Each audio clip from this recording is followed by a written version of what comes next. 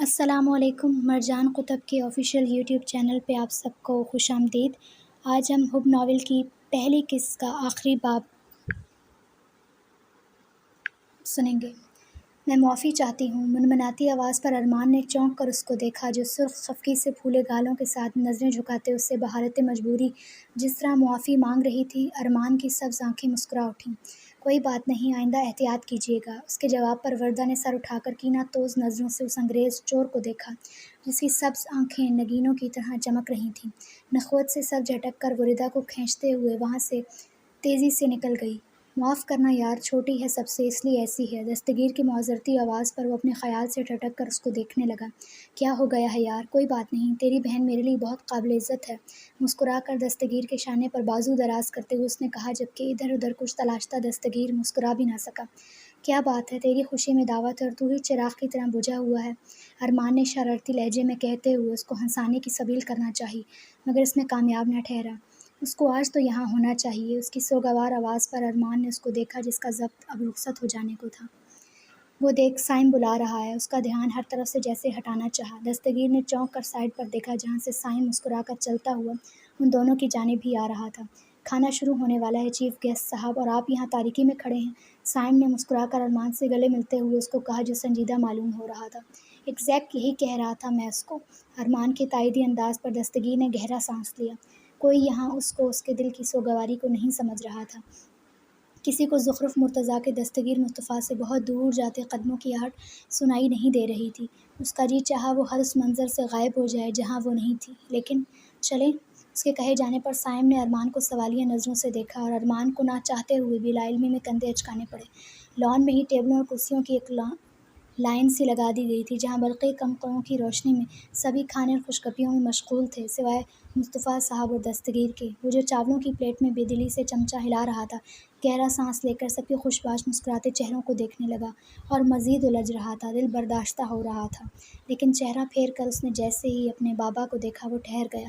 وہ بھی اس کی طرح غیر دلچسپی سے سب کی سن رہے تھے اور بار بار متفکر نظر گزرتے لمحوں کا پتہ بتاتی گھڑی کو دیکھ رہے تھے۔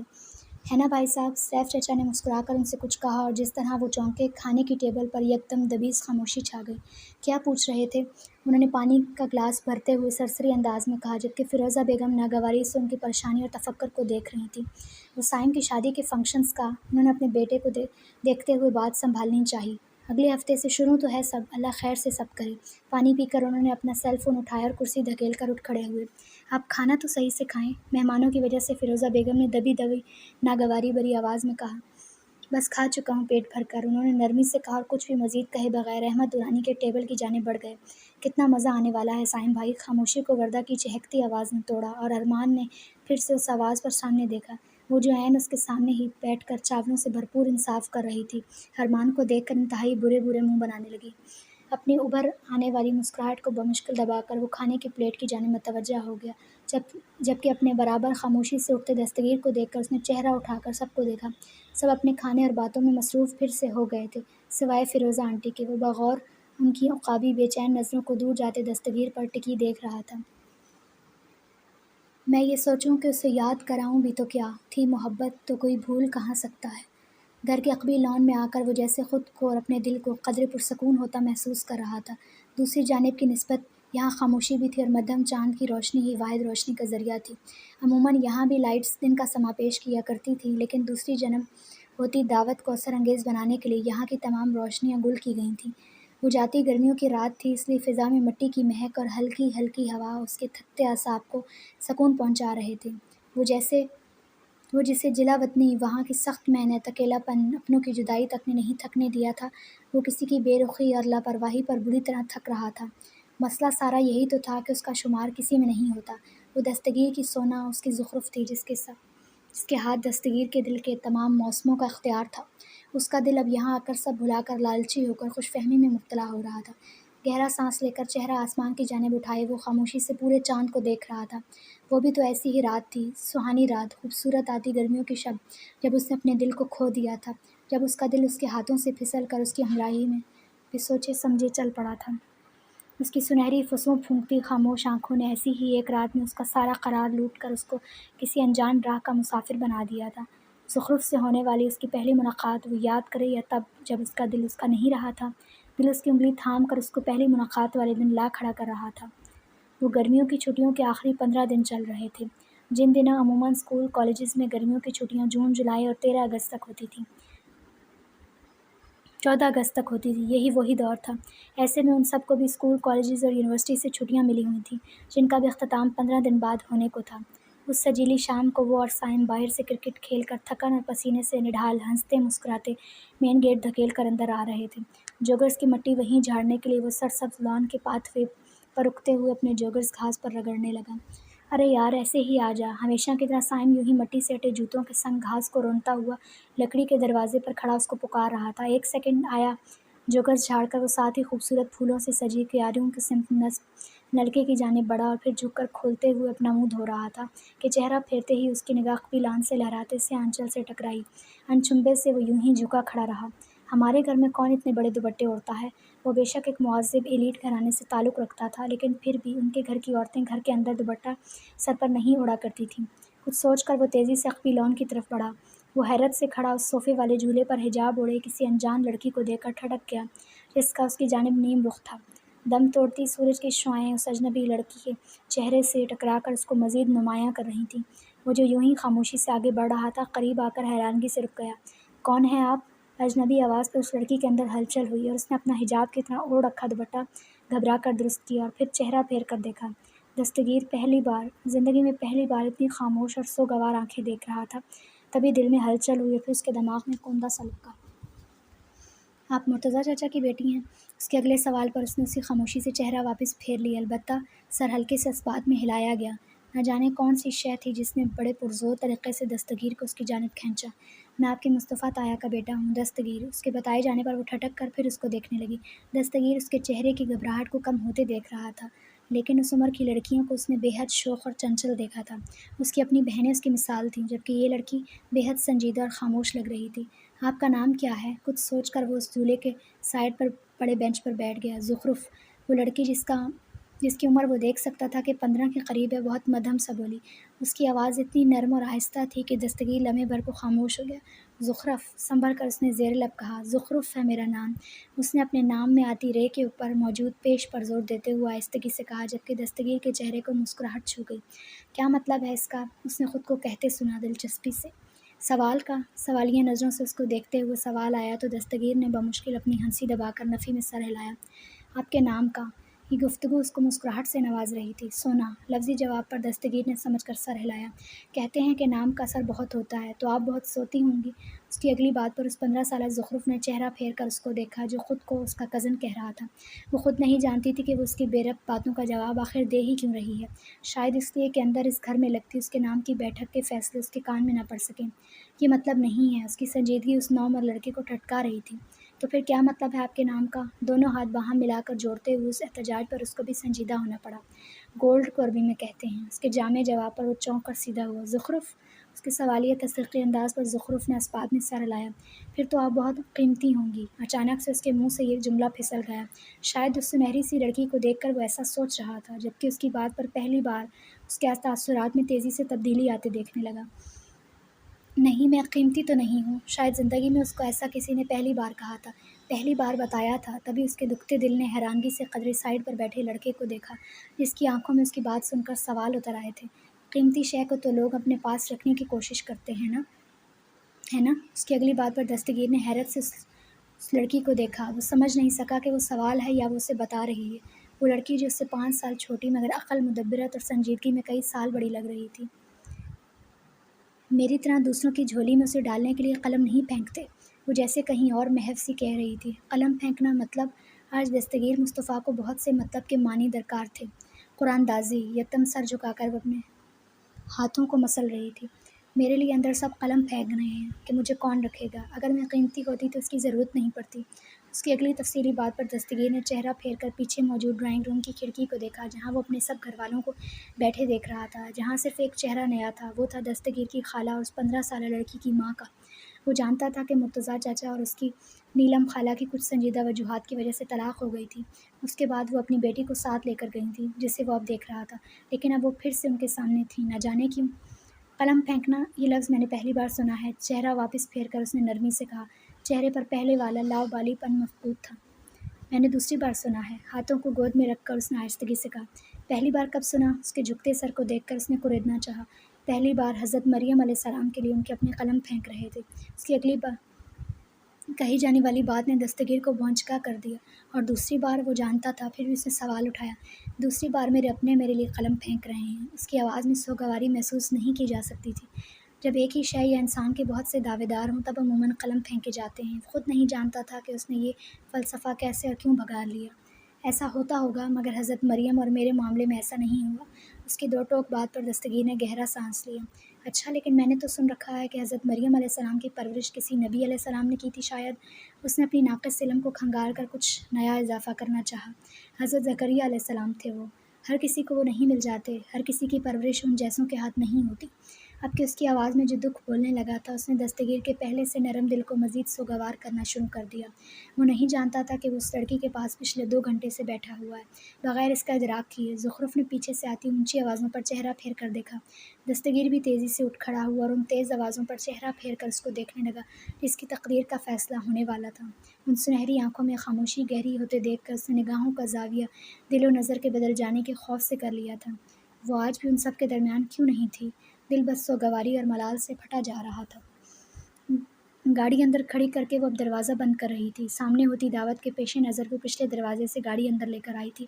ایک ہاتھ میں کل کے وینیو کی فائلز تھامتے ہوئے اس نے دوسرے ہاتھ سے پیک کندھے پر لٹکایا، اور پھر عقبی دالان کو خاموشی کو دیکھ کر اس کے چہرے کو مسکراہٹ چھو گئی۔ اندر جانے کا ارادہ ترک کر کے وہ جھولے پر آ کر بیٹھ گئی، جبکہ بیگ جھک کر نیچے گھاس پر رکھتے ہوئے اس نے باری باری اپنے پیروں کو جوتوں سے آزاد کر کے نرم ٹھنڈی گھاس پر ٹکا لیے۔ آنکھیں موند کر وہ سر صوفے کے دستے پر ٹکا کر پاؤں سمیٹ کر خود ہی نرمی سے جھولا جھولنے لگی۔ دن بھر کی تھکان کے بعد وہ ٹھنڈی ہوا رگوں پے میں جیسے ایک سکون سا سرایت کر رہی تھی۔ ہر سو خاموشی چھائی ہوئی تھی، ایسے میں قدرت بھی اس کے ساتھ اکیلی محسوس ہو رہی تھی۔ وہاں وہ کسی کی موجودگی، کسی کی نظروں کے گہرے ارتکاز سے غافل خود میں محو تھی، کیونکہ وہ جانتی تھی کہ یہ سکون اس کے اور اس کی زندگی میں لمحے بھر کے لیے ہے۔ وہ کب وہیں نیم دراز نیند کی گہری وادیوں میں اتری وہ نہیں جانتی تھی۔ اس کو نیند میں اترتے دیکھ کر دستگیر اندھیرے سے نکل کر تک آیا، جس کے چہرے پر چاند کی روشنی پڑتے ہوئے اس کو تابناک کر رہی تھی۔ جھولا آہستگی سے روک کر وہ 2 زانوں اس کے سامنے زمین پر بیٹھ گیا۔ اب کہ اس کا وہ چہرہ واضح تھا جس کو دیکھتے رہنے کی چاہ میں اس نے بہت سخت دن دیکھے تھے۔ اس کے عارضوں پر تھرکتی پلکیں اس کے خاموش دل کی دھڑکنوں میں شور بپا کر رہی تھیں۔ وہ اس پر ظلم کرنے کے بعد کیسے سکون سے سو رہی تھی؟ وہ اس کو بے رخوی کی مار مار کر کیسے یوں اطمینان سے جگہ کا تعین کیے بغیر سو سکتی تھی؟ اس کے تھکے چہرے سے ہوتے ہوئے دستگیر کی نظر اس کے حجاب تک گئی، جسے وہ کئی سال پہلے قدرے ڈھیلا کر کے لیتی تھی کہ اس کے بال نظر آ جاتے تھے، مگر اب وہ سرتاپا جیسے مزید خود کو ڈھک چکی تھی۔ نہیں، وہ جو ہر شے کا ہوش بھلائے یوں ہی 2 زانوں بیٹھا اس کو دیکھ رہا تھا۔ زخرف کے چہرے کے بدلتے تاثرات پر سنبھل کر پیچھے ہوا۔ چھوڑو، یکدم سر ادھر ادھر پٹکتے ہوئے اس نے دستگیر کو ششدر کر دیا۔ کچھ نہ سمجھتے ہوئے وہ حق تک سا اس کے چہرے کو زرد ہوتے دیکھ رہا تھا، جس چہرے کو کچھ لمحے پہلے وہ نہارتی نظروں سے خود کو بھولے دیکھنے میں محو تھا۔ نہیں، اپنی گردن اور چہرے کے گرد سے وہ کوئی اندیکھے ہاتھ ہٹانے کی کوشش میں نڈھال سر پٹک رہی تھی۔ زخرف، اس سے پہلے کہ وہ آگے کو ہو کر اس کو ہلاتے ہوئے اس کو اس خوفناک دل دہلا دینے والے خواب سے آزاد کراتا، وہ تیز ہوتی سانسوں کے ساتھ ایک جھٹکے سے اٹھ بیٹھی۔ تیزی سے پیچھے کو ہوتے ہوئے وہ سنبھل کر کھڑا ہوا کہ اپنی صفائی دے سکے، مگر وہ اس کو دیکھتی تو تب نہ، وہ شاید اب بھی اس کی موجودگی سے یکسر غافل اپنے گرد کندھے پر ڈالی چادر مضبوطی سے اوڑھ کر بیگ سے پانی کی بوتل نکال رہی تھی، اور دستگیر کے دیکھتے ہی دیکھتے اس نے وہ پانی کی بوتل اپنے سر پر پوری کی پوری الٹ دی۔ تیز سانسوں میں اعتدال آ رہا تھا، اور دستگیر حیرت سے اس کو دیکھ رہا تھا جو اپنی چیزیں تیزی سے سمیٹنے کے ساتھ ارد گرد خوفزدہ نظروں سے جائزہ لیتے ہوئے اٹھ کھڑی ہوئی۔ پیروں میں گویا جوتے ڈالنے کا موقع بھی اس نے خود کو نہیں دیا۔ اس کو تیزی سے اپنی نظروں سے اوجھل ہوتے دیکھ کر بھی اس کا اضطراب میں مبتلا دل بے یقین سا کھڑا تھا۔ نیچے چہرے کو جھکا کر اس کی جوتیاں دیکھیں، پھر ضبط سے سرخ پڑتی آنکھوں کے ساتھ اس نے وہ جوتے اٹھا لیے، اور پھر وہ مرتضیٰ چچا کے گھر کی جانب بڑھا۔ سیڑھیوں کو عبور کرتا ہوا وہ تیزی سے اوپر اس پورشن میں آ گیا جس میں اس نے اس دن رات زخرف کو دیکھا تھا۔ سیڑھیاں طے کر کے سامنے موجود دروازے کے پاس آ کر ٹھہر گیا۔ لمحے بھر کے لیے اس کا ہاتھ دروازہ کھٹکانے کو اٹھا، مگر وہ ایسا نہیں کر سکا، اور اس کا وہ ہاتھ بے دم ہو کر پہلو میں آ گرا۔ جھک کر اس نے دروازے کے باہر اس کے سیاہ سینڈل رکھے، اور پھر دوسری نظر دروازے پر ڈالے بغیر پلٹ گیا، کیونکہ جانتا تھا کہ اگر اس نے پلٹ کر دیکھا وہ مزید اس عجیب کیفیت میں خود کو مبتلا نہیں رکھ پائے گا۔ صبح وہ معمول کے برخلاف جلدی جاگ گئی تھی، کیونکہ آج اس نے بعد کے ساتھ وینیو پہ جانا تھا۔ نماز پڑھ کے اس نے گھڑی میں ٹائم دیکھا اور 4:30 بجتے دیکھ کر اس نے جوگرز پہن کر کمرے کا دروازہ کھولا اور وہ جو اوپر چہرہ کر کے آگے بڑھ رہی تھی، کسی شے کے پاؤں سے ٹکرانے پر اس نے چہرہ جھکا کر نیچے دیکھا اور پھر کسی قدر حیرت سے جھک کر اپنے سینڈلز کو دیکھنے لگی۔ ایک نظر سیڑھیوں پر ڈال کر اس نے پاؤں کی مدد سے ان سینڈلز کو اندر کی اور کمرے کا لاک لگاتے ہوئے تیزی سے سیڑھیاں عبور کر گئی۔ گھر میں ظاہر ہے سب رات گئے تک جشن منانے کے بعد خواب خرگوش کے مزے لوٹ رہے ہوں گے۔ گہرا سانس لے کر اس نے لکڑی کا آبنوسی دروازہ کھولا اور باہر نکل آئی۔ صبح کی ٹھنڈی پرسکون ہوا نے جیسے اس کے سوتے ہوئے ذہن و دل کو جھنجھوڑ کر شاد کر دیا۔ صبح کی واک اس کو اسی لیے بے حد پسند تھی جس کو کام کی وجہ سے اس کو اکثر ملتوی بھی کرنا پڑ جاتا تھا۔ آنکھیں موند کر وہ چلتے ہوئے اخوی صحن میں جاتے ہوئے کانوں میں ایئر پوڈز لگا کر جاگنگ شروع کر رہی تھی۔ السلام علیکم۔ سامنے سے آتے تایا جان کو دیکھ کر آہستگی سے مسکرا کر وہ ٹھہر گئی۔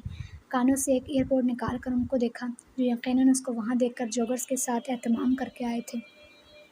وعلیکم السلام۔ ان کی جانب دوسرا ایئر پوڈ بڑھاتے ہوئے اس نے نرمی سے کہا تو انہوں نے مسکرا کر کانوں میں لگا لیا۔ وہ ہمیشہ کی طرح ایک ہی چیز سن رہی تھی۔ آپ واک شروع کریں، میں ذرا بوتل لے کر آتی ہوں۔ فون ان کے برابر رکھتے ہوئے وہ تیزی سے عقبی دالان پار کر گئی۔ انہوں نے چہرہ پھیر کر اس کے فون کو دیکھا۔ دل میں کچھ جان لینے کی خواہش سر اٹھانے لگی مگر انہوں نے سر جھٹک کر نگاہوں کا زاویہ بدل لیا۔ السلام علیکم بابا جان۔ عقب سے آتی آواز پر انہوں نے چونک کر پیچھے کو دیکھا اور پھر وہاں جہاں سے زخرف گئی تھی۔ گہرا سانس لے کر وہ اٹھ کھڑے ہوئے۔ وعلیکم السلام۔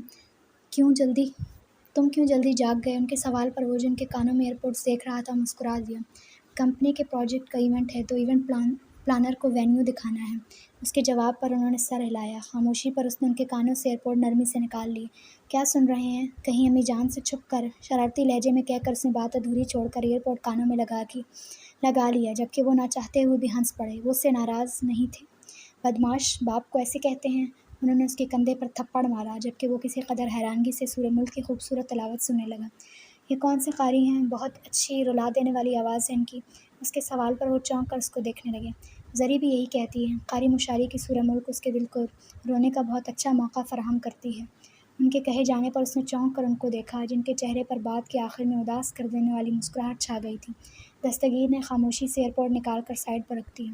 اس سے پہلے کہ وہ کچھ کہتا سامنے سے پانی کی بوتل تھام کر آتی زخرف کو دیکھ کر اس کی دھڑکنیں سست پڑنے لگیں جبکہ مصطفیٰ صاحب نے چہرہ پھیر کر اس کو بغور دیکھا۔ اس کے چہرے پر جو زخرف کو دیکھ کر جذبات در آئے تھے اس نے ان کو حیرانگی سے ٹھٹکا دیا۔ نہیں، یہ میرا وہم ہے یا شاید میری حسرت جو مجھے یوں نظر آ رہی ہے۔ اپنی ہی سوچ کو جھٹکتے ہوئے انہوں نے جیسے خود کو پھر سے کسی بھی امید کو باندھنے سے روک دیا۔ تایا جان وہ جو قریب آ کے سر اٹھائے ان کو بوتل دینے لگی تھی ان کو ساتھ بیٹھے دستگیر کو دیکھ کر ٹھٹک گئی۔ نامحسوس طریقے سے اس نے اپنا دوسرا ہاتھ اچھے سے اوڑھ کے حجاب پر پھیر کر جیسے اس کی یقین دہانی چاہی۔ دستگیر جو محو ہو کر اس کو دیکھ رہا تھا اس کے عجیب غیر آرام دہ سے تاثر پر سنبھل کر نگاہوں کا زاویہ بدل گیا۔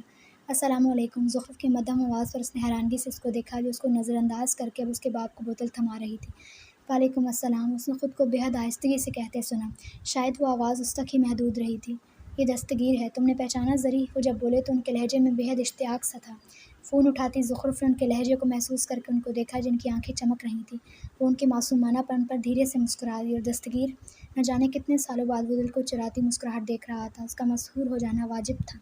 جی تایا جان، انہوں نے بتایا تھا، سادگی سے کہتے ہوئے اس نے دستگیر کے دل پر پھر سے کاری ضرب لگائی۔ وہ جو یہاں اپنے زخم نارسائی پر اس کے مہربان ہاتھوں کا مرہم رکھنے آیا تھا اسی کے ہاتھوں مزید ضربیں کھاتا جا رہا تھا۔ تم نے پہچان لیا تھا زری کو؟ سال بھی تو کتنے گزر گئے۔ ان کے اگلے سوال پر دستگیر نے سنبھل کر ان کو دیکھا جن کی آنکھوں کی چمک کو وہ ماند پڑتے دیکھ رہا تھا۔ نہیں، میں پہچان نہیں سکا، واقعی کئی سال گزر گئے ہیں۔ اس کے لہجے کے حزن اور الفاظ پر زخرف نے چونک کر اپنے اس کزن کو دیکھا جو سب کی طرح اس کے لیے بھی اب اجنبی ہی تھا۔ مصطفیٰ صاحب نے اس کے الفاظ پر چہرہ پھیر کر اس کو دیکھا جو فون میں مصروف ہو جاتی زخرف کو دیکھ رہا تھا۔ وہ ایک بار پھر سے الجھ رہے تھے۔ ان کی سماعتوں میں اتنے سال گزر جانے کے باوجود دستگیر کا وہ لہجہ مان نہیں پڑا تھا یا اس نے ان کے دل کو دکھاتے ہوئے زخرف کے لیے سب کے سامنے انکار کیا تھا۔ تو پھر وہ اس کی آنکھوں میں کیا دیکھ رہے تھے؟